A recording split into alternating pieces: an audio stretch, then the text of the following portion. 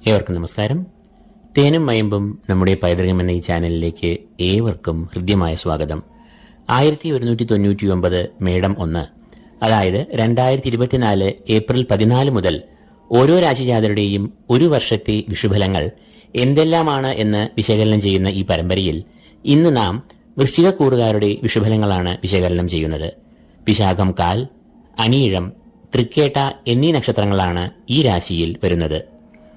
ഈ രാശിജാതർക്ക് കഴിഞ്ഞ ഒരു വർഷമായി നല്ല ദുരിതങ്ങളും മനപ്രയാസങ്ങളും അനുഭവിച്ച് വരികയാണ്. ഈ കഷ്ടതകൾക്ക് പ്രധാന ഹേതു വ്യാഴത്തിന്റെ അനിഷ്ടസ്ഥിതി തന്നെയാണ്. അതായത് വ്യാഴം ഈ രാശിജാതരുടെ 6ാം ഭാവത്തിലൂടെയാണ് ഇപ്പോൾ സഞ്ചരിക്കുന്നത്. 6ാം ഭാവം എന്നാൽ അനിഷ്ടസ്ഥാനം, രോഗസ്ഥാനം എന്നീ പേരുകളിൽ അറിയപ്പെടുന്നു. 6ലൂടെയുള്ള വ്യാഴസഞ്ചാരം പ്രതികൂലമായ അവസ്ഥകളെ സൃഷ്ടിക്കും. ശത്രുപീഡ, രോഗം, പലവിധത്തിലുള്ള മനപ്രയാസങ്ങൾ, അലച്ചിൽ, മനോദുഃഖം എന്നിവ ഈ കാലയളവിൽ ഉണ്ടാകും. ഈ സമയത്ത് ഭാഗ്യക്കുറവ്, ഈശ്വര കടാക്ഷത്തിന് മങ്ങൽ എന്നിവയും ഉണ്ടാകും. ചതി, വഞ്ചന എന്നിവ പറ്റുവാനും ഏറെ സാധ്യത ഉണ്ട്. എന്നാൽ ഈ കഷ്ടതകൾക്കും ദുരിതങ്ങൾക്കും എല്ലാം വരുന്ന മെയ് 1 മുതൽ വളരെ വലിയ ഒരു മോചനം ഈ രാശിജാതർക്ക് ലഭിക്കും. കാരണം മെയ് 1 വ്യാഴം തന്റെ രാശി മാറുകയാണ്. അന്നേ ദിനം വ്യാഴം താൻ ഇപ്പോൾ സഞ്ചരിക്കുന്ന മേടം രാശിയിൽ നിന്നും ഇടവം രാശിയിലേക്ക് പ്രവേശിക്കും. ഇടവം രാശി എന്നത് വൃശ്ചികക്കൂറുകാരുടെ 7ാം ഭാവം ആകുന്നു. 7ാം ഭാവം എന്നാൽ കളത്രഭാവം എന്നാണ് അറിയപ്പെടുന്നത്.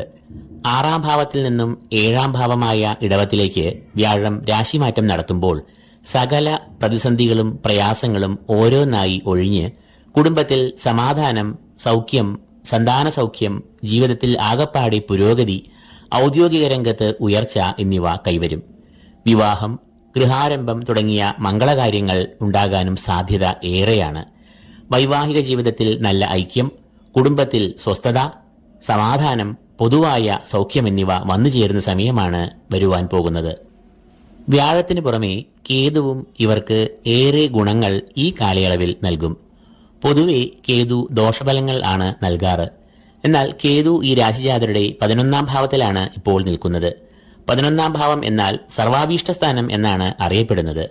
ഈ ഭാവത്തിൽ നിൽക്കുമ്പോൾ പാപഗ്രഹമായ കേതു അനുഗ്രഹങ്ങൾ വർഷിക്കും എന്നാണ് നിയമം. കീർത്തി, അധികാരം, അഭിവൃദ്ധി, ഐശ്വര്യം, സർവകാര്യ വിജയം, അഭീഷ്ടസിദ്ധി എന്നിവയാണ് കേതു സർവാഭീഷ്ടസ്ഥാനമായ 11ാം ഭാവത്തിൽ നിന്നാലുള്ള ഗുണങ്ങൾ.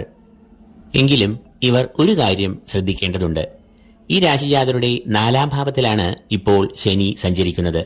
ആയത് കണ്ടകശനി എന്ന ദോഷം വരുത്തിവെക്കുന്ന ഒരു സ്ഥിതിയാണ്. 4ലെ ശനി മനക്ലേശം, മാതൃക്ലേശം, യാത്രാദുരിതം, സാമ്പത്തികമായ പ്രതിസന്ധികൾ, കഷ്ടനഷ്ടങ്ങൾ എന്നിവ ഫലത്തിൽ വരുത്താം. പ്രത്യേകിച്ചും മെയ് 1 വരെയും ശനിയുടെ ദോഷം ഏറെ അധികരിച്ചിരിക്കും. കാരണം അന്ന് വരെയും വ്യാഴം പിഴച്ചു നിൽക്കുന്നതിനാൽ ഈശ്വരാധീനം നന്നേ കുറയും. എന്നാൽ മെയ് 1 മുതൽ വ്യാഴം പ്രീതനാകുമ്പോൾ ഈശ്വര കടാക്ഷം കൈവരുന്നു. അപ്പോൾ വ്യാഴത്തിന്റെ പ്രഭാവത്തിൽ ശനിയുടെ ദുരിതങ്ങൾ നന്നേ കുറഞ്ഞുപോകും. എങ്കിലും കണ്ടകശനി ദോഷ ദുരിതങ്ങൾ മാറുവാൻ ശനിയാഴ്ച ദിവസങ്ങളിൽ ശാസ്താവിനെ ഭജിക്കുക, നീരാജനം വഴിപാടായി നടത്തുക.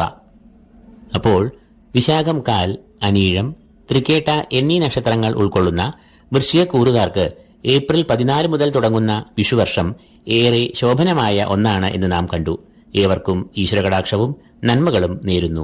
ഒപ്പം സന്തോഷവും സ്നേഹവും സമാധാനവും നിറഞ്ഞ വിഷുവാശംസകൾ നിങ്ങൾക്കും നിങ്ങളുടെ കുടുംബത്തിനും നേർന്നുകൊണ്ട് ഈ എപ്പിസോഡ് ഇവിടെ പൂർണ്ണമാകുന്നു. ഏവർക്കും നന്ദി, നമസ്കാരം.